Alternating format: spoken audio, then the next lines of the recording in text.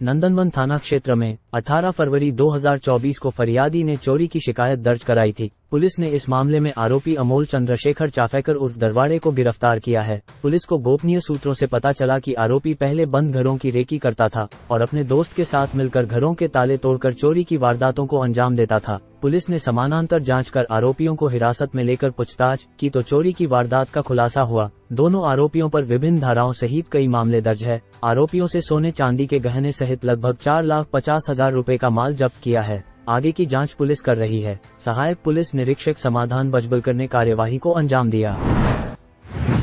18 फेब्रुवारीला एक घरफोडीचा गुन्हा घडलेला होता। समांतर तपास करताना आम्हाला गोपनीय बातमीदाराकडून माहिती मिळाली की आरोपी अमोल चंद्रशेखर चाफेकर यानं सदरचा गुन्हा त्याच्या साथीदारासह केलेला आहे। आम्ही आज रोजी अमोल चंद्रकांत चाफेकर याला ताब्यात घेतलं। असे एकूण 4.5 लाखाचे दागिने या गुन्ह्यात जप्त केलेले आहेत।